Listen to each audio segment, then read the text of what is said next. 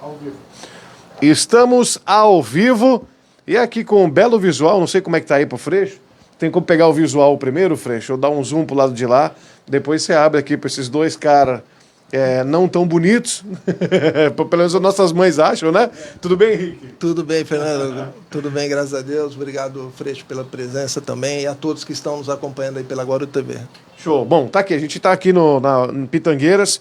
Vocês conseguem ver um pouquinho aí das imagens que o Freixo fez, porém a imagem que eu quero falar realmente para vocês, inclusive em primeira mão, tá aqui na minha mão. Henrique Dias, Guarujazando 6.0. Conta pra mim, Henrique, a gente que já conversou sobre o seu quinto livro, esse é o sexto, cara. Conta tudo. Eu vi que esse Guarujazando, Vivendo Guarujá, né, 6.0, com 60 anos, você contando um pouco dessa história, inclusive fazendo uma noite de autógrafos no dia em que você comemora 6.0. Conta tudo pra gente. É isso aí, Fernando. Você esteve aqui para registrar o lançamento do meu quinto livro, que é a História de Guarujá, né? Fase Urbana, tal, que está aqui, inclusive. E esse livro agora é o sexto livro, ele vem a comemorar tudo que eu passei aqui no Guarujá, cidade do meu coração, apesar de não ter nascido aqui, nesses 60 anos da minha vida, que eu comemoro agora no próximo dia 17 de novembro. Agora, você fala que você não nasceu aqui, mas nem precisa, porque a pessoa que acompanhar esse livro aqui vai ver que você viveu muito mais Guarujá do que muita gente que já viveu, que já passou por aqui e que nem está mais entre nós, cara. É muita história, é muita coisa, é muita liderança, é muita força de vontade. Conta um pouquinho pra gente do resumão do que a galera vai encontrar nessa sexta edição. Então, esse é o sexto livro, né? Ele tem todo uma parte dedicada a essa minha infância, adolescência, que aí tem todo o convívio com a galera de colégio, a galera da natação, da capoeira, o pessoal da moto, né, que eu cheguei a ter um período da minha vida, eu tive moto, então a gente viajava muito pelo litoral, um tempo que não tinha Rio Santos ainda. Então tem muita história, muito tombo, muita lama e todas as coisas que iam acontecendo na vida da gente que acabaram influenciando, né, a todos nós, da minha geração, nas questões futuras das nossas vidas, né? Então tem toda a preocupação com o colégio, com faculdade, com o próprio trabalho, aqueles que não conseguiram entrar para a faculdade, mas que conseguiram seguir trabalhando profissionalmente em algumas áreas aí, são pessoas hoje de sucesso.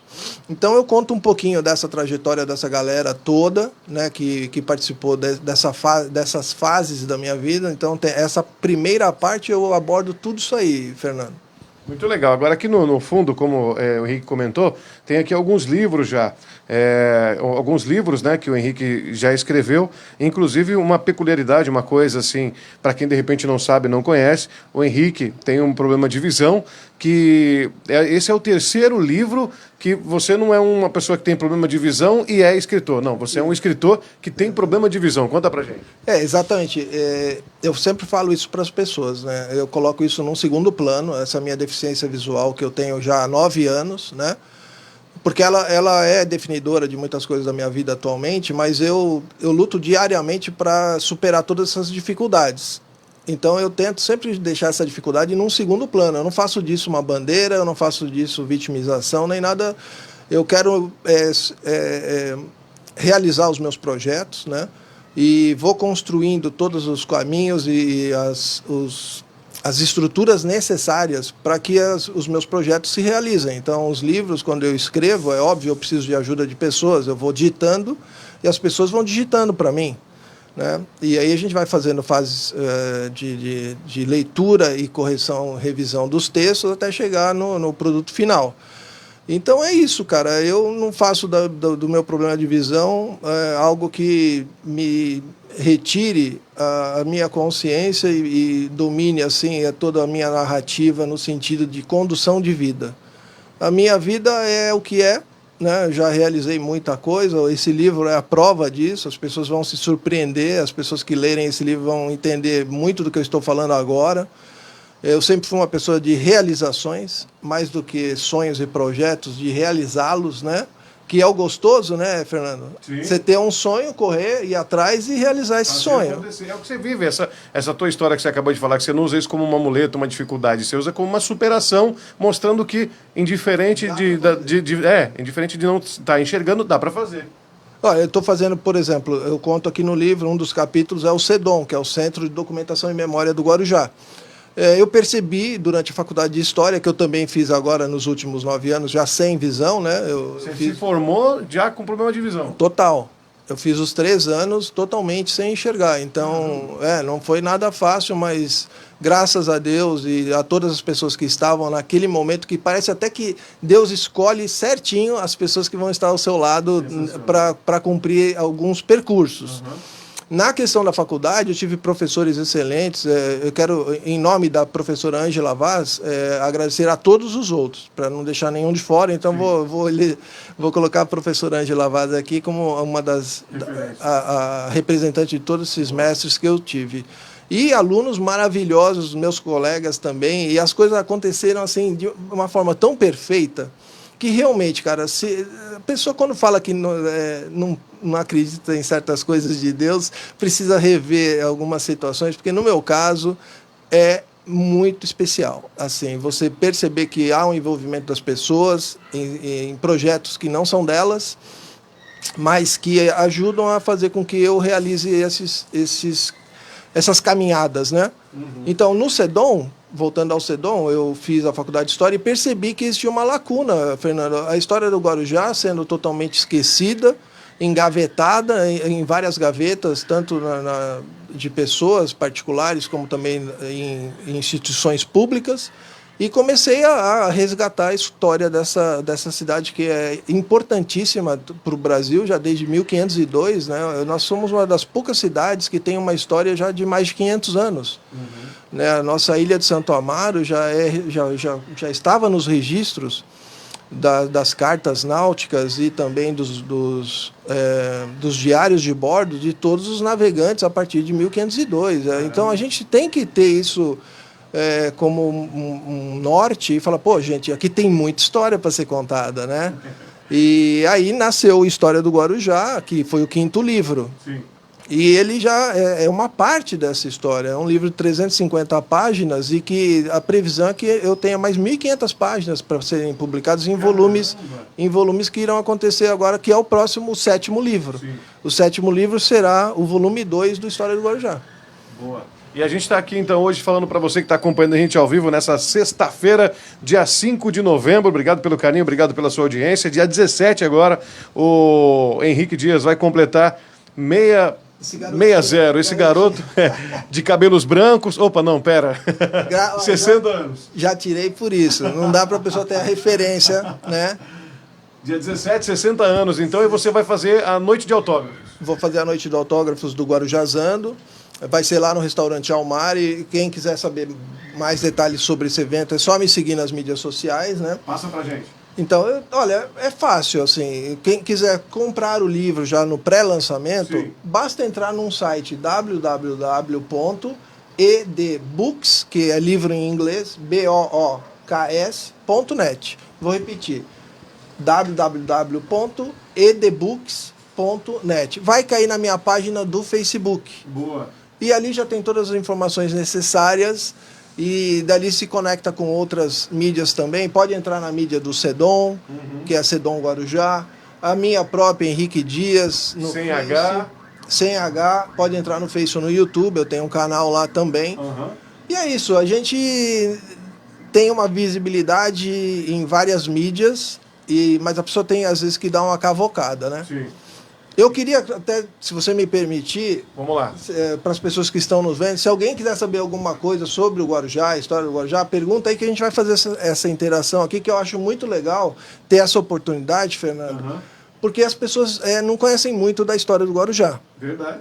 Eu não sei se você lembra, eu mandei para você há uns 6 meses, eu achei um vídeo antigo do Guarujá com um trenzinho vindo do Itapema até aqui. Sim, coisa que ninguém tem, cara, mais. Ninguém tem esse registro. Então, o trenzinho saía lá da barca de embarque dos passageiros que vão para Santos, né, no Itapema, e vinha em linha reta até o centro do Guarujá. E entrava aqui na Puglisi com a praia e parava aqui na frente dessa rua que nós estamos, na Petrópolis com a praia, tinha uma estação. E depois essa estação, com o tempo, ela foi transferida para Leomil com a Petrópolis, que também é aqui na esquina de trás. Isso em 1935, Caramba. que ela veio para Leomil. Uhum. Ela foi inaugurada no centro em 1893. Então, Caraca, bicho. é uma coisa já de 130 anos praticamente, né? Uhum. Daqui a 2 anos completa 130 anos dessa história toda. Então, as pessoas não têm a ideia de que na praia passava um trem, cara. Uhum. Na rua, onde hoje está a ciclovia ali, Sim. da Marechal Deodoro da Fonseca, ali passava o trem. É um negócio que precisa ser contado, porque em outros países, certamente, existem assim registros no local, uma placa, uma maquete... Existe uma lembrança de alguma maquete forma. tátil, alguma indicação de que ali existiu uma ferrovia, de que ali existiu uma estação. E essa é a minha luta. Eu tenho esse projeto, inclusive, de fazer uma reconstituição da estação aqui da praia de uma forma lúdica e que os turistas vão ficar encantados. E a um custo praticamente zero. Uhum. Eu não gosto de usar dinheiro público para nada, inclusive todos os meus livros não contam com apoio público. Sim. E os meus projetos que viabilizam a contar a história do Guarujá, principalmente envolvendo isso com turismo e cultura, que são duas secretarias que devem se conversar, deveriam ser secretarias irmãs gêmeas, né? Os meus projetos, eles todos têm se voltam para esse tipo de trabalho, para divulgação do Guarujá, aumento do fluxo de turismo histórico, que é um segmento dentro do turismo. Para você ter uma ideia, por exemplo, tem pessoas que passam o tempo todo viajando para fortalezas no mundo inteiro, no Brasil, né? Uma em ótimo estado de conservação, já a outra lá no Rabo do Dragão não, mas os registros estão lá ainda. E nós estamos falando de 1540, 1550, né? Do tempo do Hans Staden. Que inclusive tem um livro que eu li recentemente, já pela 3ª vez, e toda vez que eu leio esse livro eu fico impressionado, Fernando, com o registro que esse cara fez lá em 1547, das coisas que aconteciam aqui em Santos, Guarujá, Bertioga, né? E ele vai descrevendo os nomes e a gente vai aprendendo por que é Bertioga, por que é Caraguatatuba, por que é Guarujá. Pouca gente sabe, o Guarujá a gente escutou na escola que era viveiro de sapos ou viveiro de rãs. Mas existe uma outra linha muito mais forte que sustenta o nome Guarujá em virtude de ser uma passagem estreita. E hoje essa passagem estreita, aos telespectadores que estão nos acompanhando aqui vão ficar surpresos, é o viaduto aqui da entrada do Guarujá, Fernando.